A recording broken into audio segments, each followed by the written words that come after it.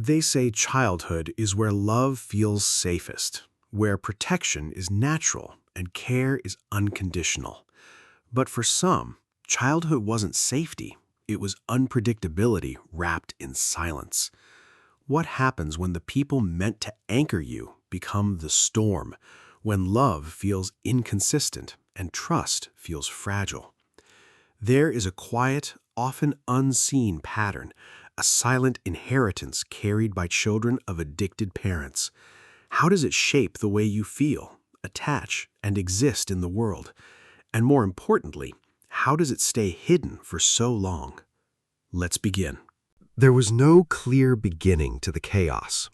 It didn't arrive all at once. It slowly leaked into everyday life. Some days felt almost normal. Laughter echoed through the house. Promises were made. There were glimpses of warmth, just enough to create hope. And then, without warning, everything shifted. The tone of a voice changed. The air became heavy. The same person who felt safe yesterday felt unpredictable today. As a child, you didn't have the language to understand addiction. You only understood inconsistency. Why does love feel warm one moment and distant the next? Why does safety disappear without explanation? So you began to study the environment, not consciously, but instinctively. You listened closely to footsteps. You watched facial expressions like signals.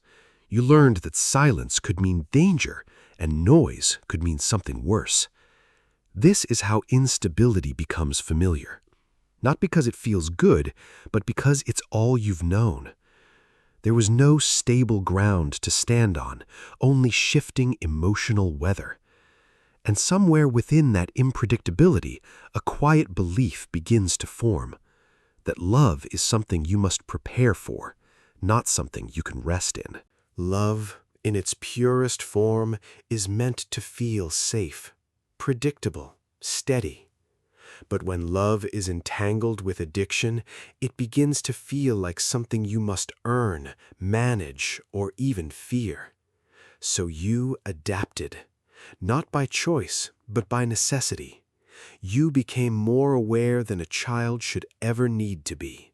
You noticed the smallest shifts, a sigh, a pause, the way a door closed just slightly harder than usual. And without realizing it, you began to adjust yourself accordingly. Maybe you became quieter, easier, less demanding.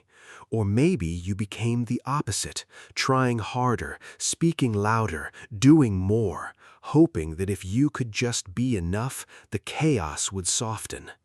Because somewhere deep inside, a question was always present. Was it something you did? So you learned to anticipate needs that were never spoken, to fix moods that were never yours to fix, to carry emotional weight that was never yours to hold. This is how survival quietly replaces connection. Love stops being something you feel and becomes something you navigate. You begin to associate closeness with responsibility, care with pressure, attachment with risk. And even when the chaos is no longer there, your body still remembers, still scanning, still adjusting, still trying to keep something from breaking. Because when love once felt unpredictable, it never fully feels safe again. What happens in childhood doesn't stay in childhood. It settles, quietly, deeply, like sediment at the bottom of a river. You may not always see it, but it shapes the way everything flows. Growing up in unpredictability teaches the nervous system one thing above all else: stay alert. Not occasionally, but constantly. So, even in calm moments, something inside you remains watchful.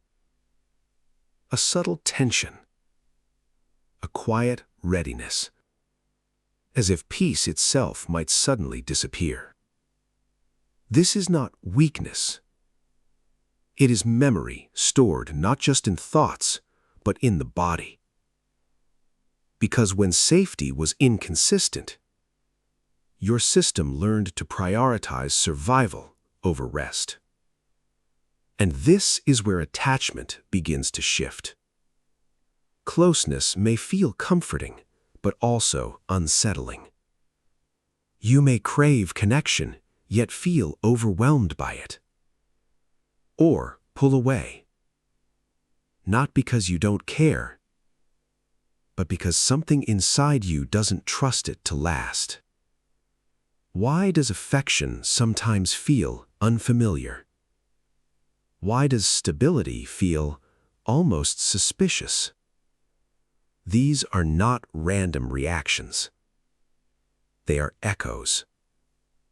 Echoes of a time when love came in fragments. When warmth could turn cold without warning. So the mind builds patterns. The body builds defenses. And over time, these patterns begin to feel like identity. You tell yourself, this is just who I am. But beneath that belief, there is a history still speaking in silence. An invisible imprint, guiding your emotions, your relationships, your sense of self, without ever asking for permission. There is a quiet contradiction that lives within you. A tension that doesn't always have words, but is always felt. You long for closeness, for something steady, something real. And yet, when it appears, something inside you hesitates. Why? Because connection, in your earliest memories, was never just connection. It came with uncertainty, with emotional risk, with loss. So now, even when something feels safe, a part of you remains unsure. You may find yourself pulling away just as things begin to feel meaningful, or holding on too tightly, afraid that if you loosen your grip, it will disappear. It's not confusion, it's conditioning. A push and pull, a quiet war between what you need and what you learned to expect. And beneath it all, there is often something deeper. Guilt. Guilt for wanting distance from those who hurt you. Guilt for still loving them. Guilt for not being able to move on the way others seem to. So you carry both truths at once, love and pain, longing and fear. And over time, this duality begins to blur your sense of self. Who are you outside of survival, outside of adaptation? It's a question that lingers, not loudly, but persistently. Because when your foundation was unstable, even your identity can feel uncertain, like something still forming, still searching for solid ground. There comes a moment, quiet, almost unnoticeable, when something begins to shift. Not outside, but within. It doesn't arrive as clarity or certainty. It feels more like a pause, a subtle awareness that what you've been carrying has a history, that the way you react, withdraw, or hold on is not random. It was learned, adapted, survived. And for the first time, instead of asking, "What's wrong with me?" another question begins to form. What happened to me? This question doesn't accuse. It opens. Because patterns that once felt permanent start to reveal themselves as echoes, not identities, not destinies, but responses. And in that realization, something softens.